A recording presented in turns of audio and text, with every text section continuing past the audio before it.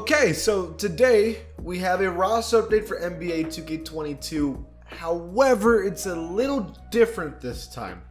So usually there's a roster update every 2 weeks. This time they skipped a week because of New Year's, and I'm assuming they're on vacation, and so they did it for the third week. But there's been no rating changes. Only changes to the players added to teams, because as you know, with the NBA, a lot of players are getting sick, so they have to replace players and get 10-day contracts for new people and hardship clauses, and so there's a lot of situations going on. A lot of teams are changing players, getting brand new players, and the league has been kind of reset in the roster update for NBA 2K22. So I'm going to cover all of that right now in today's video. Before the video starts, please be an OG, join the pack, subscribe. Let's get the video started. And we're not starting with the Philadelphia 76ers as I usually do. This time I'm starting on the Bucks with specifically Luke Cornett on the Bucks. He has a 10-day or hardship clause. So he's 7'2". He was pretty decent with the Bulls and the Knicks. Not great, not bad. At the end of the day, he gets another chance with the Bucks. A team that has, you know, Brook Lopez not playing, and so a couple centers are missing. So, like, you know what? Like, to be honest, it's a good place for him. Whether or not he's actually going to stay for a long time is questionable, but not bad. They also lose DeMarcus Cousins. They cut him. I'm surprised. I thought he was going to stay, but I guess not. Now, for the Chicago Bulls, a player that I forgot about, to be honest with you, Jordan Bell is on the Chicago Bulls now on a contract. Now, Jordan Bell was looking pretty promising with the Warriors, and then he kind of started hopping teams. I don't know if they're going to keep him for a long time. He's not necessarily great at anything, and so because of that, he's not good enough to be a star, not good enough to be a role player. So who knows what's going to happen there, but he is on the Bulls as of today, which is good for him. Now, for the Clippers, all the way to the Clippers, because, oh, by the way, if I haven't mentioned a team, if I skip over a team, that's because they get 0 changes whatsoever. So that's why I'm doing that, just to clarify, right? So Wendy Gabriel on the Clippers, they called him up again to play with the team. He's doing pretty good. He's getting minutes here and there. So whether or not he stays is a different conversation, but they have his face scan in the game and his 70 overall. Let's see if he actually stays with the Clippers, right? For the Grizzlies, we have a couple players. The first one is going to be Terrell Terry. So Terrell Terry, they have his face scan in the game.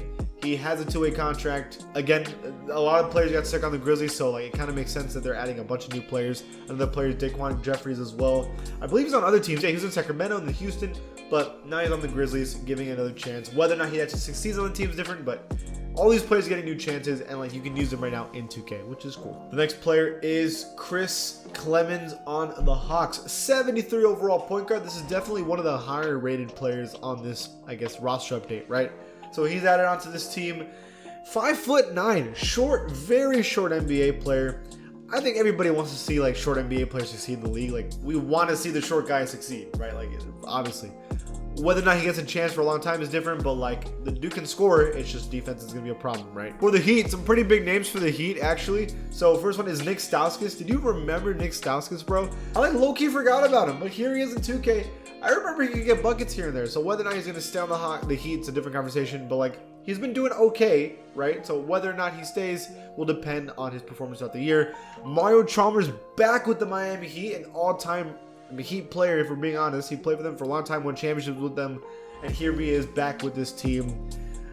He's 35 years old, so don't expect him to stay at all, but he's on the team, which is pretty cool. Kyle Guy has been kind of going crazy for the Heat, also is added to this team. So the Heat actually get a bunch of players, 3 players, and I'm actually really impressed with, all 69 overall. All pretty cool. Oh wait, I just forgot someone. Chris Silva back with the Miami Heat. Yeah, 73 overall player as well. For the Utah Jazz, a pretty big pickup for them. They actually got Daniel House from, well, he's I guess a 10-day contract. He was in Houston for a while, actually played really well for Houston. He can do a little bit of everything. I know it's his prospect right there, but he can do a little bit of everything pretty decently. I think this is a great pickup for the Jazz. I wouldn't be surprised if he ends up getting a full contract with this team to be a backup for somebody. Like, he's not bad at all. This is a pretty big W for the Jazz to pick him up. For the Knicks, it's Damian Dotson back with the Knicks. He used to play with them for a little bit, but now that the team is better, right? Because Damian Dotson played with them when they were terrible, right? Now that the Knicks are like a borderline playoff team, maybe Damian Dotson can actually get some minutes and actually prove himself, because he had some pretty good seasons, like 11 point per game season with the Knicks. He can score, right? So hopefully he gets more minutes. Now for the Lakers, Stanley Johnson is back with the Lakers, which is actually pretty cool. He's never had a really great season. He's always been very inefficient, like a ton of years of only averaging like 35% from the field, which is bad, right? And he's not really efficient at all. But with the Lakers, they're not going to need him to do any kind of big role.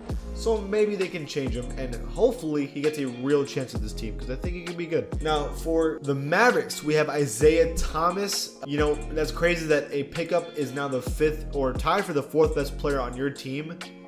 That's nuts, right? The Mavericks' rest of their talent on the team is not very good compared to their starters. But Isaiah Thomas gets a chance with the Mavericks. Let's see if he can do something with it, because he didn't really do much with the Lakers with it. So let's see. We'll see. For the Nets, I won't talk much about this. Kyrie Irving's back and healthy and is going to play for them on away games, from my understanding. So there's that. So for the Nuggets, I know it is Devon Reed, 73 overall. Now the team. I don't even think that's his actual face scan, though, so 2K needs to fix that. Also, unless I'm crazy, they updated JaMychal Green's picture, but I'm pretty sure it's not JaMychal Green. Unless I'm crazy?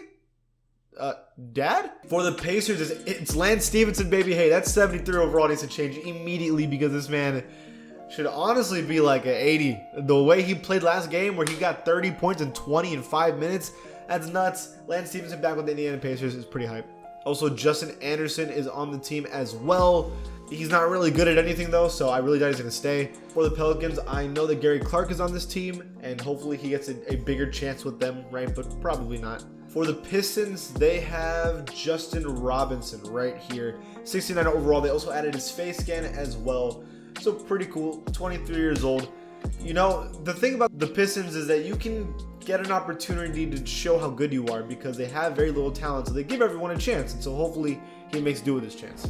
A couple Spurs players, so we have Joe Wieskamp, now with his face scan added to the game as well, and Jalen Morris with his face scan added as well. I'm pretty sure Jalen Morris played for another team, but maybe I'm crazy. But yeah, so a couple players added for the Spurs, and they're going to need them because the Spurs just got hit really, really, really hard with COVID. Like, everyone got COVID out of nowhere. So all these players are probably going to play. For the Suns, a pretty big one, Bismack Biyombo. And dude, Bismack was playing really well. He's back with the team. That's pretty hype, because, hey, I kind of miss Bismack Biyombo. Like, when he was with the Raptors and playing well, that's the kind of Bismack we're seeing with the Suns right now. Also, we have Justin Jackson on the team as well. I don't think I've ever seen an inside the arc scorer before, but that's Justin Jackson apparently. For the Warriors, Quindary Weatherspoon. Now, I don't know if he's actually going to play, but he had okay moments with the Spurs, so maybe he'll be okay with the Warriors, but I don't know. And finally, the Wizards, a pretty big one actually, Greg Monroe. They finally added him into the game, and he's with the Wizards. Whether or not he gets a lot of playing time, we'll have to wait and see. But I feel like he did okay when he played with the Celtics. Maybe he'll do okay with the Wizards. But okay, that's everyone right now. Let me know if I missed anybody. Let me know what ratings you want changed for probably next week, I'm assuming. Let me know in the comments below. If you like the channel, please give it a sub. I'll see you guys next time.